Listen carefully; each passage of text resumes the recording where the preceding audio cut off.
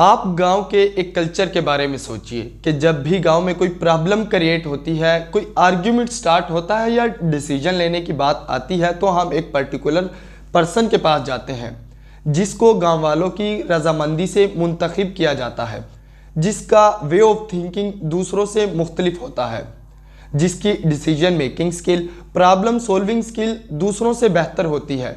तो हम ये डिफरेंशिएट कर सकते हैं कि वो गांव के तमाम लोगों से अक्लमंद होता है क्योंकि उसका एक्सपोजर ऑफ नॉलेज और वे ऑफ थिंकिंग दूसरों से मुख्तलिफ होता है।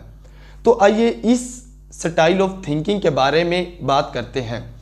ये स्टाइल ऑफ थिंकिंग आप में लीडरशिप की स्किल पैदा करता है, आपको फिलॉसफी की तरफ लेकर जाता है और आपके अंदर रीजनिंग, एनालिटिकल थिंकिंग, प्रॉब्लम को सॉल्व करने और क्लैरिफाई करने और बेटर जजमेंट में मदद करता है।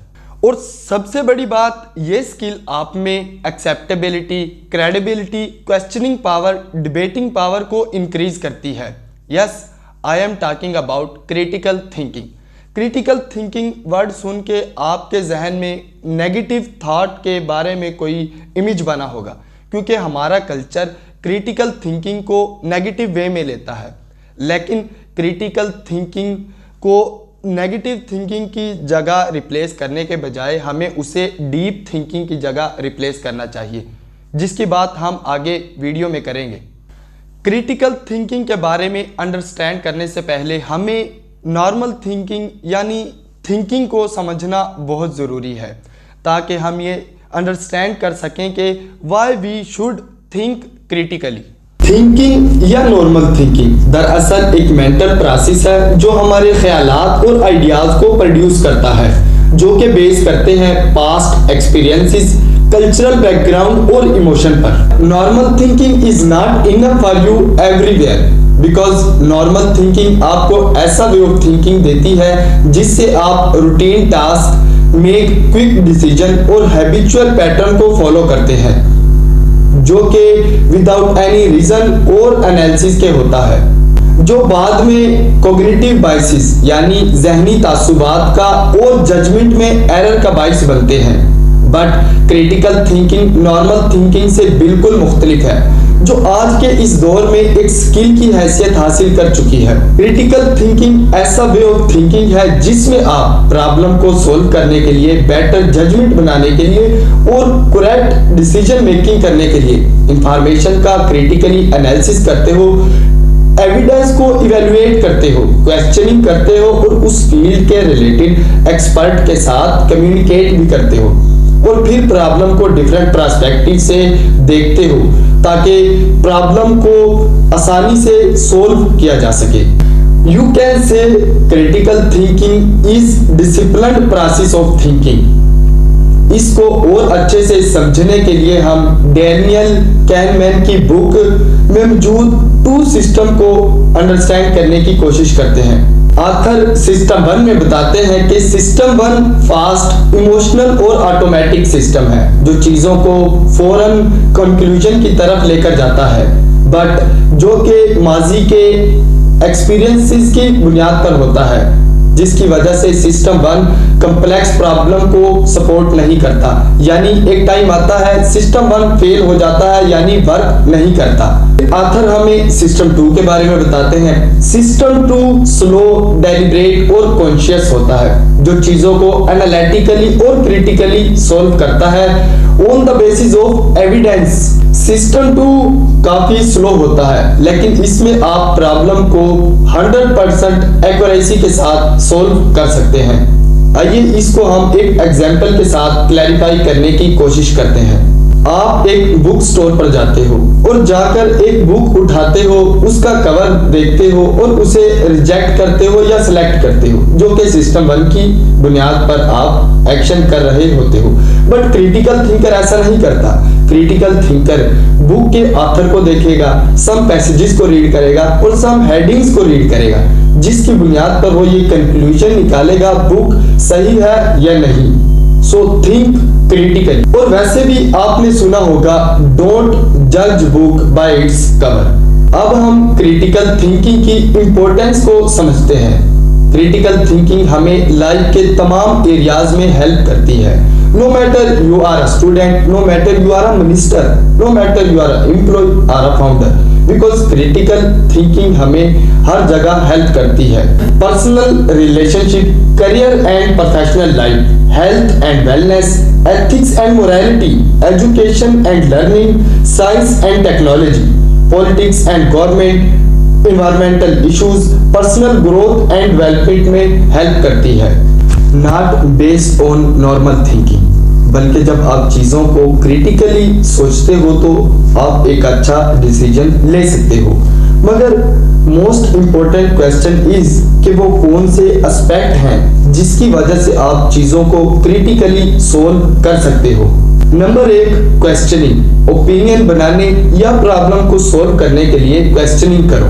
कैसे हुआ, कब हुआ, यानी इन्वेस्टिगेट करो एंड देन एक पर्सनल हाइपोथेसिस क्रिएट करो।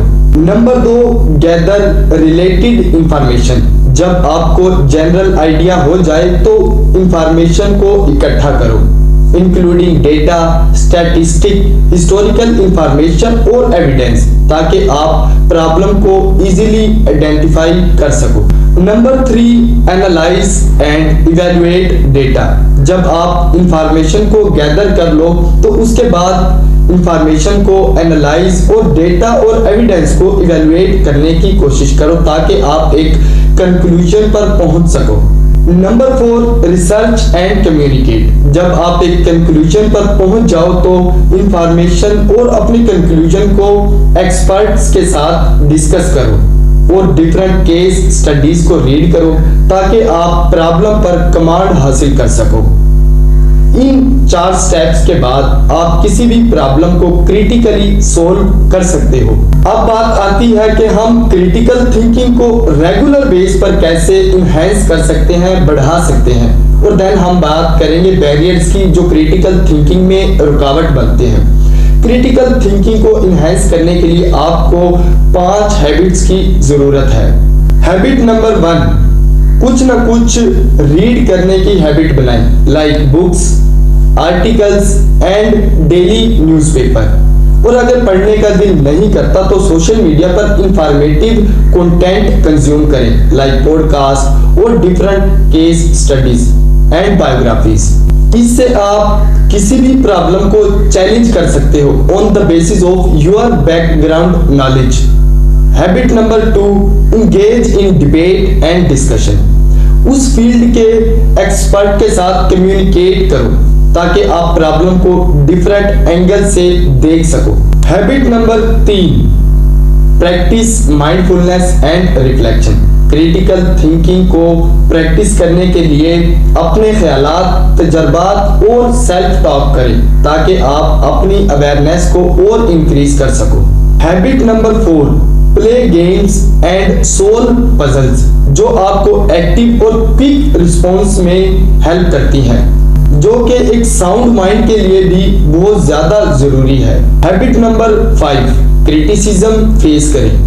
क्रिटिसिज्म को फेस करना सीखें ताकि आपको आपका एक्यूरेसी का पता चल सके, और क्रिटिसिज्म को कभी भी नेगेटिव वे में ना लें, क्योंकि क्रिटिसिज्म हमें सेल्फ अवेयरनेस और ओपिनियन को स्ट्रॉन्ग करने में हेल्प करता है।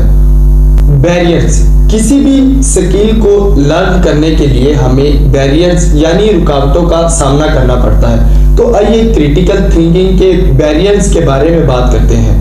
Number 1, egoism. ईगोइज्म यानी अनापरस्ती।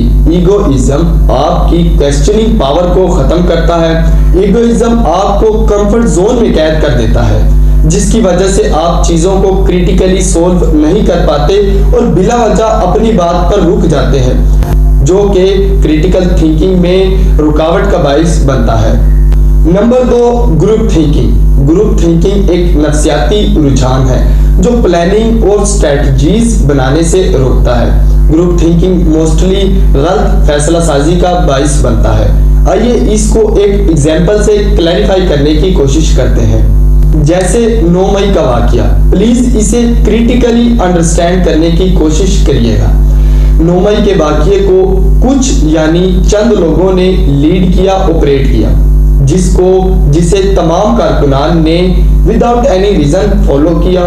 और सडन रिएक्ट भी किया, जिसके नतीजे में मुल्क को नुकसान पहुंचा और खुद उन्हें एक्टिविस्ट और कारकुनान को भी नुकसान पहुंचा, जो कि एक ग्रुप थिंकिंग थी। The purpose is group thinking critical thinking में एक रुकावट का बाइस है, जिसे चंद लोग फैसला करते हैं without any question, without any communication, without any analysis, जो बाद में नुकसान का बाइस भी बनता है। नंबर 3, पर्सनल बाइसेस यानी जाती तासुबात। हर शख्स के कुछ कोग्निटिव या पर्सनल बाइसेस और सुपरस्टिशंस होती हैं on the basis of existing point of view and past experiences, जो कि उसकी डिसीजन मेकिंग स्किल और लीडरशिप स्किल में रुकावट का बाइस बनते हैं। For example gender biases. यहाँ पर मैं जेंडर बाइसेस को एक्सप्लेन नहीं करूंगा, बल्कि आपको एक असाइनमेंट के तौर पर सजेस्ट करूंगा कि आप जेंडर बाइसेस को समझें। ये हमारे माशरे की सबसे बड़ी नीड है, जिसे हमें समझना चाहिए। Number 4, emotions. इमोशंस आपकी risk taking power, new ideas और जजमेंट को इफेक्ट करते हैं।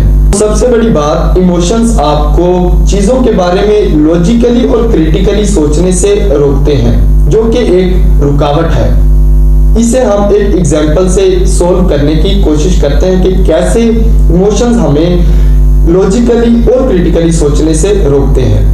आपकी किसी से लड़ाई हो जाती है और आप गुस्से में दूसरे शख्स का मर्डर कर देते हो, मगर गुस्सा एक इमोशन है और इस इमोशन की वजह से आपको उम्र कैद की सजा सुनाई जाती है और आपको एहसास होता है कि आपने गलत किया, मगर उस वक्त तक पानी सर से गुजर चुका होता है। लेकिन अगर आप प्रॉब्लम को क्रिटिकली सॉल्व करने की कोशिश करते तो आप उस मुकाम पर नहीं पहुंचते। तो इमोशन एक बहुत बड़ी रुकावट है क्रिटिकल थिंकिंग में। मगर आप यहाँ पर एक क्वेश्चन कर सकते हो कि हम गुस्से को ऐसे मौके पर कैसे कंट्रोल करें। सो आंसर इज, आपको एंगर मैनेजमेंट नीड एजुकेशन और इमोशनल मैनेजमेंट स्किल की बहुत ज्यादा जरूरत है। इसके बाद आप किसी भी प्रॉब्लम को आसानी से सोल्व कर सकते हो क्रिटिकली और बहुत से नुकसानात से बच सकते हो। ये थे क्रिटिकल थिंकिंग के बैरियर्स। बट लास्ट में मेरी आपसे गुजारिश है कि क्रिटिकल थिंकिंग को अपनी लाइफ में अप्लाई करो, चीजों को क्रिटिकली देखो, क्रिटिकली सॉल्व करो। इससे आपकी anger management skill, decision making skill, leadership skill, emotional skill और बहुत सारी स्किल्स बेहतर होंगी। और सबसे बड़ी बात, आपकी क्रिएटिविटी और एक्सपोजर ऑफ नॉलेज भी इंक्रीज होगा। आई होप ये वीडियो आपको बहुत अच्छी लगी होगी और सबसे बड़ी बात, जो इस वीडियो के पीछे मेरा पर्पस था, आपने इस वीडियो से काफी कुछ लर्न किया होगा। एंड देन मे अल्लाह ब्लेस यू। अल्लाह हाफिज। मिलते हैं नेक्स्ट वीडियो में।